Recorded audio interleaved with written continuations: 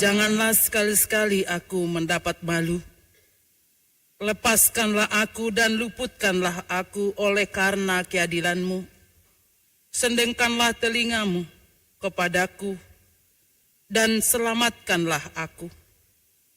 Jadilah bagiku gunung batu tempat berteduh, kubu pertahanan untuk menyelamatkan aku. Sebab Engkaulah bukit batuku dan pertahananku. Ya Allahku, luputkanlah aku dari tangan orang fasik, dari cengkraman orang-orang lalim dan kejam. Sebab Engkaulah harapanku, ya Tuhan, kepercayaanku sejak masa muda, ya Allah. Kepadamulah aku bertopang mulai dari kandungan. Engkau telah mengeluarkan aku dari perut ibuku. Engkau yang selalu kupuji-puji. Demikian firman Tuhan.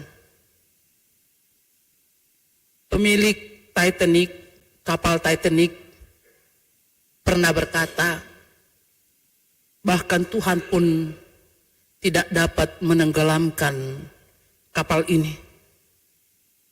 Akan tetapi, apa yang terjadi?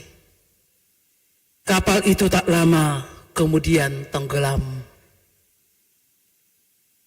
Ucapan seorang ibu kepada putrinya yang akan bepergian dengan teman-temannya, Tuhan besertamu anakku. Tetapi ironisnya, sang putri menjawab, tidak ada ruang di dalam mobil ini kecuali bagasi. Dalam perjalanannya, mereka kemudian kecelakaan. Tidak seorang pun yang ada di mobil itu selamat. Tetapi bagasinya tetap utuh. Dan bahkan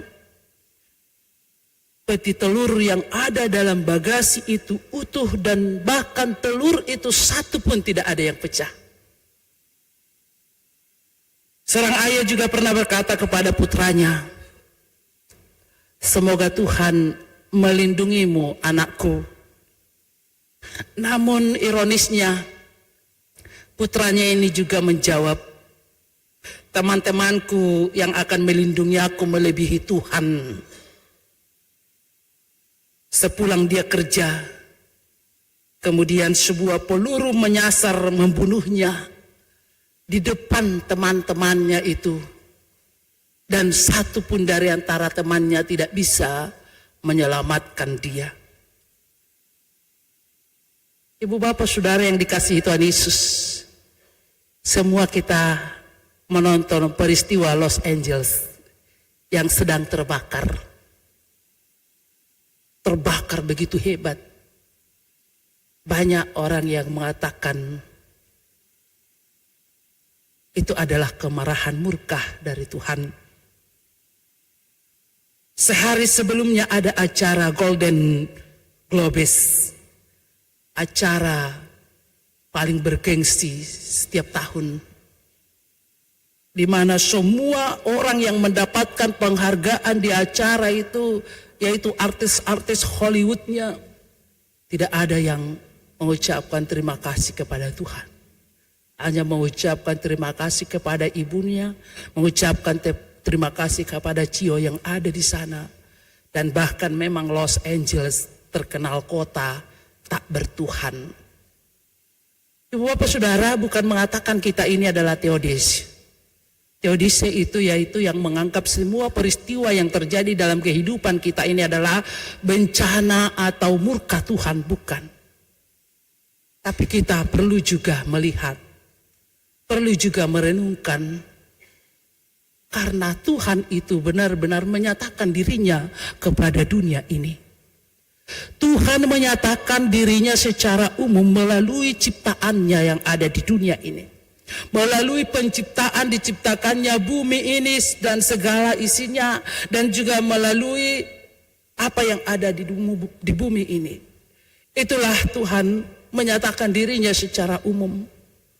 Tetapi Tuhan juga menyatakan dirinya secara khusus melalui diri Tuhan Yesus Kristus yang datang ke dunia ini. Dia menjadi manusia bersama-sama dengan kita untuk mengangkat kita dari dosa kita. Apa yang mau kita katakan dalam semua peristiwa yang saya katakan tadi di atas? Memang karena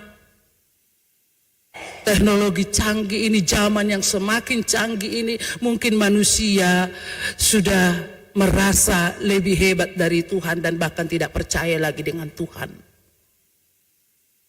Dan karena itulah firman Tuhan saat ini luar biasa mengingatkan kita bagaimana pemazmur itu benar-benar percaya hanya kepada Tuhan dalam perjalanan hidupnya, dalam setiap gerak langkahnya.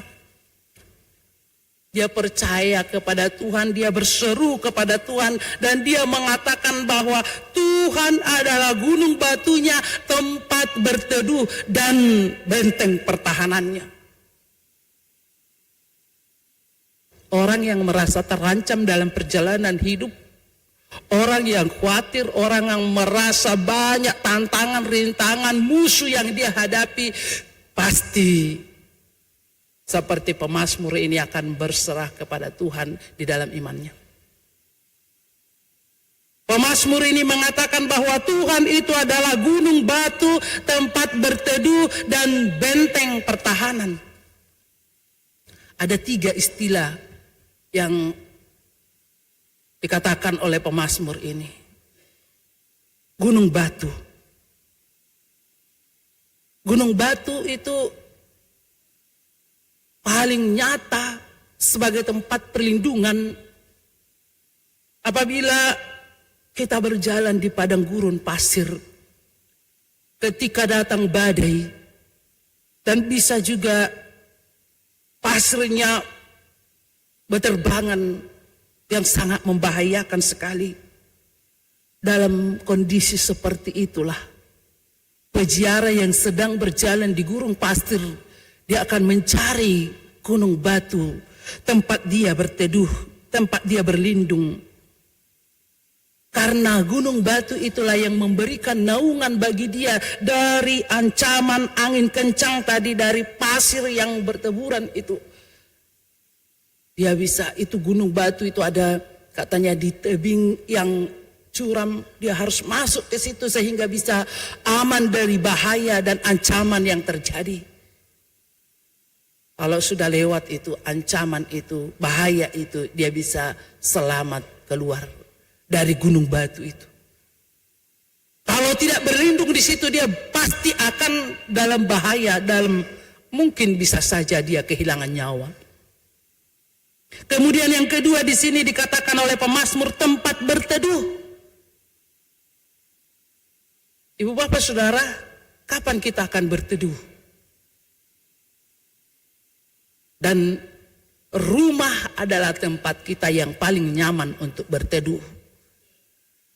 Ketika kita sudah selesai melakukan segala tugas pekerjaan kita setiap harinya, kita akan kembali ke rumah kita, beristirahat, menerima kekuatan baru dari Tuhan. Disitulah kita berteduh. Atau ketika datang hujan, kita akan masuk ke rumah untuk berteduh. Ketika datang panas hari yang sangat terik sekali, kita akan berteduh di tempat yang atau ke rumah. Artinya rumah itu menjadi tempat yang nyaman dari terik matahari, dari hujan, dan untuk mencari kekuatan baru. Pemazmur juga melambangkan bahwa Tuhan itu adalah tempatnya berteduh, tempatnya yang nyaman, yang benar-benar dengan bersama-sama dengan Tuhan. Dia menerima kekuatan baru, dia menerima semangat baru, walaupun banyak tantangan, walaupun dalam perjalanan hidupnya dia terkadang mengalami hujan deras, mengalami kemarau yang panjang, yang sangat terik, yang sangat panas. Tapi Tuhanlah tempatnya berteduh. Dan juga yang ketiga dikatakan benteng pertahanan. Benteng pertahanan, ibu bapak saudara, di kota-kota dalam perjanjian lama itu biasanya dikelilingi dengan tembok. Tembok itulah yang dikatakan benteng pertahanan. Kita ingat juga di dalam perjanjian baru cerita kota Yeriko yang dikelilingi oleh tembok yang tinggi dan kokoh. Sehingga bangsa Israel susah untuk menduduki bangsa itu, orang-orang yang di dalam Yeriko itu. Tapi Tuhan memerintahkan mereka kelilingi dengan berterompet 7 kali, maka itu akan hancur. Tembok itu adalah tempat untuk pertahanan orang-orang tertentu yang ada di dalam tembok itu. Bangsa-bangsa yang ada di dalam tembok itu. Dan pada umumnya bangsa-bangsa berlomba jaya dan saling merebut, saling menaklukkan satu dengan yang lain ketika masa perjanjian lama itu. Maka yang paling kokoh untuk melindungi mereka dari serangan orang lain dan paling kokoh untuk tempat mereka untuk menyusun strategi menyerang orang lain adalah di dalam tembok itu. Benteng pertahanan mereka. Kita juga ingat, amang inang saudaraku, saya sangat ingat ketika masih kecil saya pernah menyaksikan juga orang Batak sebelum benar-benar hidup di dalam firman Tuhan, dalam kekristenan. Kampung-kampung orang Batak itu juga ada tembok-temboknya dulu. Temboknya juga itu kokoh. Walaupun memang tidak semua harus dibuat dari beton, dari tanah yang dibuat berlapis-lapis. Dan kemudian mereka menanam di atasnya itu, di atas tembok itu ada bambu. Maka ada falsafah orang Batak itu mengatakan, sinuan bulu si bain nalas. Karena apa? Memang tembok itu adalah tempat pertahanan mereka. Karena suku ke suku, marga ke marga sering saling menyerang. Sering saling bermusuhan. Dan terkadang di atas tembok itu ada menaranya melihat musuh yang datang. Dan disitulah mereka di dalam tembok itu menyusun strategi untuk melawan musuhnya. Dan kemudian tembok itu kalau di Tapanuli sana dulu, yang walaupun dengan perkembangan zaman sekarang sudah jarang terlihat desa atau satu kampung yang ada temboknya lagi. Hampir semua sudah dirobohkan supaya merakyat dan pada umumnya sudah pindah ke jalan raya untuk mengikuti perkembangan ekonomi dan perkembangan zaman. Tapi dulu itu juga tempat untuk melindungi mereka dari kencangnya angin yang membuat kampung kita itu sangat dingin. Tokina hilalaukume sahat mau tu samosir. Yang sudah memang beberapa tahun saya di Jawa ini, sekarang kembali ke Samosir, harus saya rasakan dinginnya angin, hembusan angin sepoi-sepoi. Tapi di Samosir lebih enak lagi, karena apa? Angin dari Danau Toba itu akan menyegarkan kita, menyegarkan pikiran, menyegarkan wajah ini. Mungkin nanti ketika kita ketemu sekali lagi, pasti bahagia bilang cantik dengan nono muna. Memang tembok itu juga membuat kehangatan bagi penduduk yang ada di dalam. Pemazmur di sini menggambarkan bahwa Tuhan itu adalah benteng pertahanannya. Artinya Tuhan itu yang selalu menemboki atau membuat pertahanan dalam serangan musuh-musuhnya. Banyak musuh yang dihadapi oleh pemazmur Daud di sini. Menginang musuh Daud itu bukan hanya dari luar, bukan hanya Goliat. Kalau hanya dengan Goliat itu dia karena kekuatan imannya kepada Tuhan, dia yakin dia mampu melawan Goliat dan gampang dihadapi Goliat itu. Walaupun tubuhnya kecil, tidak sekekar dan sebesar Goliat itu. Tetapi musuh yang paling berat yang dihadapi dirinya sendiri. Anaknya yang akan menggulingkan dia dari tahta kerajaannya. Raja ketika itu Saul juga. Orang-orang di sekitarnya. Dan memang begitu juga amang inang kita sekarang. Terkadang orang dekat kita yang bisa menjadi musuh kita. Dan sangat keras. Tapi seperti yang saya katakan tadi, Tuhan izinkan itu ada di sekitar kita untuk semakin membentuk kita menjadi anak-anak Tuhan yang luar biasa. Amin. Tuhan mengizinkan itu di sekitar kita. Kalau mungkin tidak ada itu, kita bisa arogan. Oh, saya hebat, saya luar biasa pelayanannya di Depok Timur ini, bisa saja seperti itu. Tapi dengan adanya mereka itu, saya pikir itu cara Tuhan untuk semakin membentuk saya. Supaya semakin merendahkan hati. Karena hanya Tuhan yang memilih kita. Dan dengan demikian juga kita harus semakin kuat iman kita. Kalaupun ada di tengah-tengah kita atau di sekitar kita yang membuat hal-hal yang tidak benar kepada kita, ada Tuhan yang menjadi pertolongan dan perlindungan kita. Itu yang mau dikatakan oleh pemazmur di sini. Walaupun banyak ancaman, tantangan, rintangan yang kamu hadapi, jangan kamu putus asa. Ada Tuhan, benteng pertahanan kita, tempat berteduh, dan juga Tuhan gunung batu kita. Biarkan mereka melakukan apa yang mereka kehendaki. Tetapi di dalam Tuhan kita tidak pernah kalah. Andalkan Tuhan dalam kehidupanmu. Itu yang mau dikatakan oleh pemazmur di sini, dan itu yang menjadi pengakuan perjalanan hidupnya sejak dari kandungan ibunya. Dia mengatakan, sejak dari kandungan ibuku aku sudah melihat keajaiban pertolongan Tuhan dalam kehidupannya. Dan di sini Daud benar-benar kembali mengingat semua perbuatan-perbuatan Tuhan dalam kehidupannya sejak dia di dalam kandungan.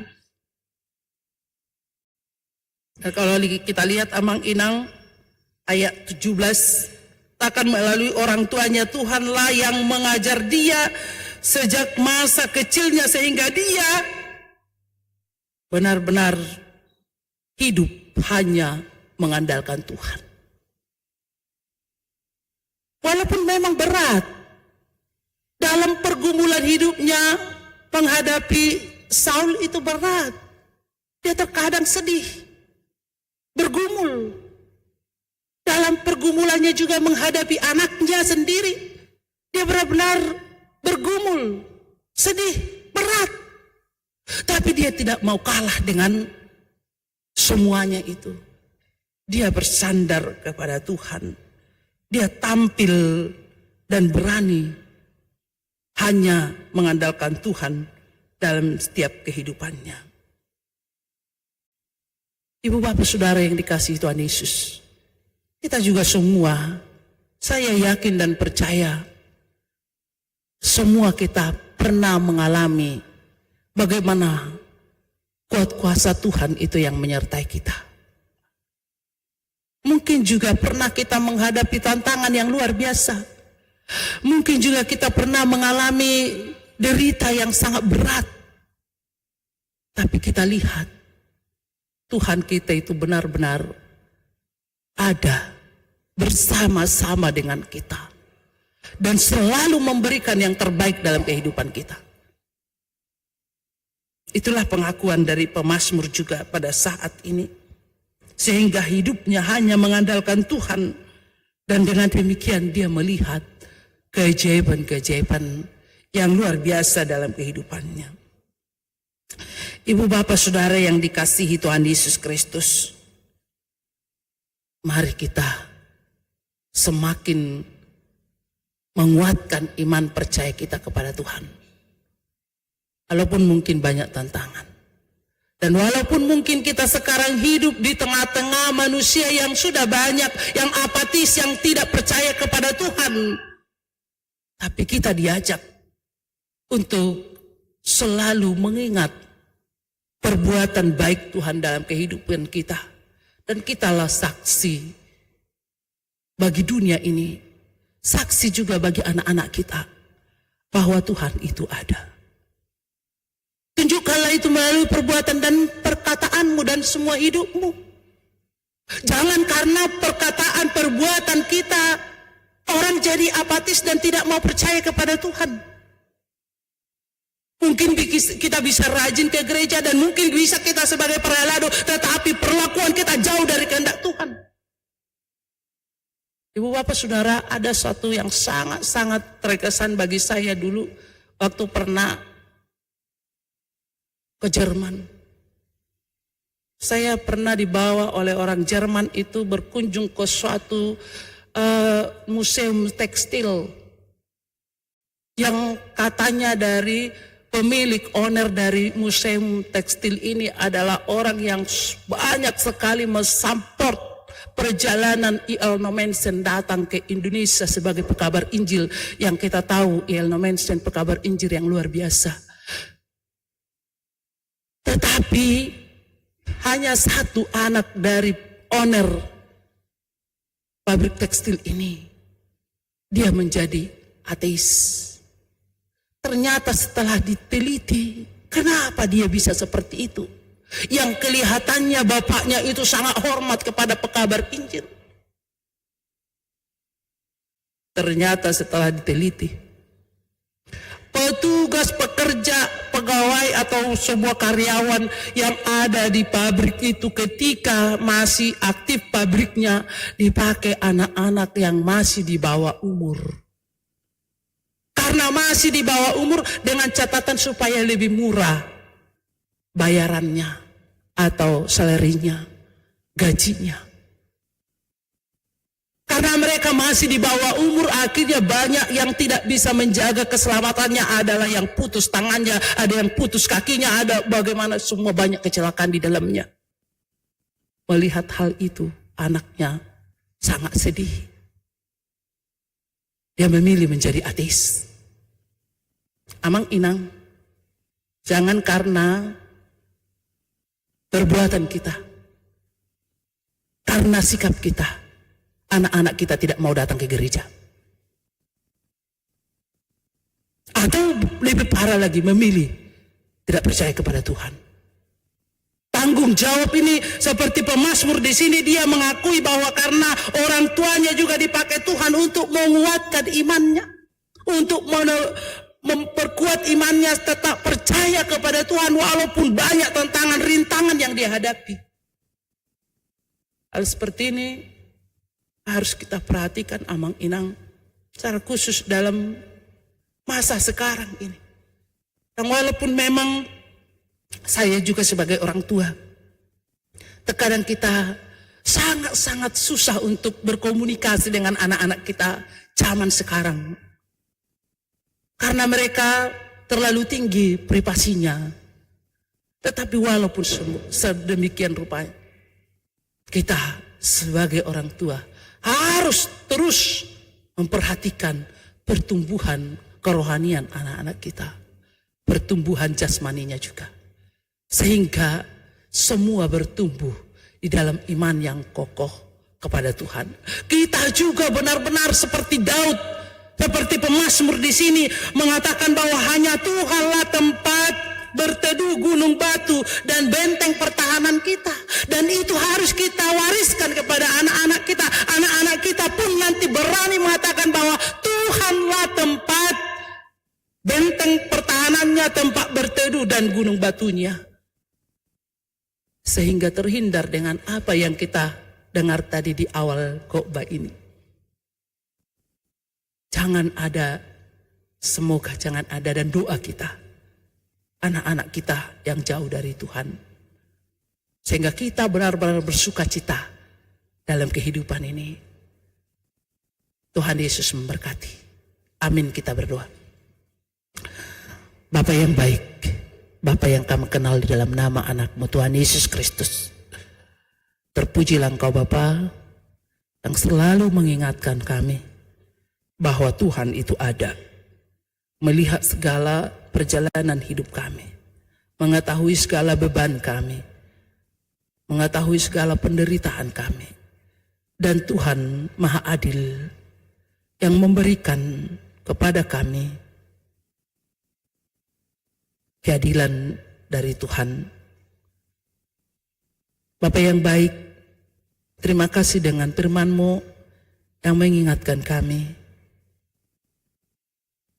Mungkin dengan kesehatan kami, dengan waktu umur yang masih Engkau berikan kepada kami, dan dengan segala apa yang kami dapatkan saat ini.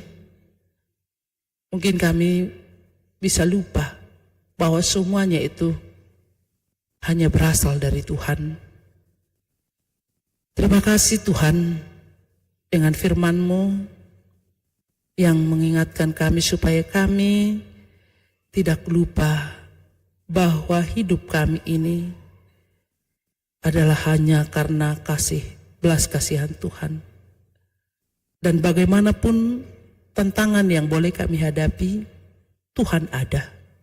Dan Tuhan bertindak seturut dengan apa yang kami lakukan. Tuhan bertindak membela orang-orang yang terjolimi, membela orang-orang yang tersakiti.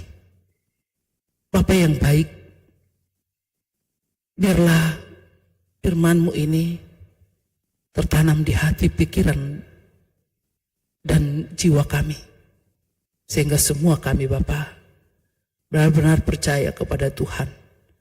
Dan kami juga ikut untuk mendidik anak-anak kami melalui perkataan dan perbuatan kami yang menyatakan bahwa Tuhan itu ada. Sehingga mereka juga ikut memuliakan Tuhan dan percaya kepada Tuhan dalam setiap perjalanan hidupnya, baik dalam suka maupun dalam duka.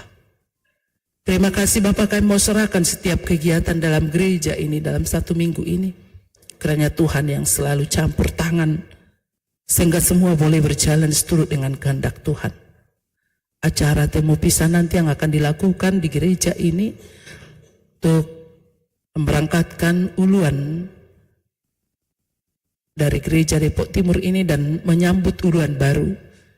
Biarlah semua di dalam tangan pengasihan Tuhan, semua berjalan dengan baik, penuh sukacita dan damai sejahtera yang daripada Tuhan.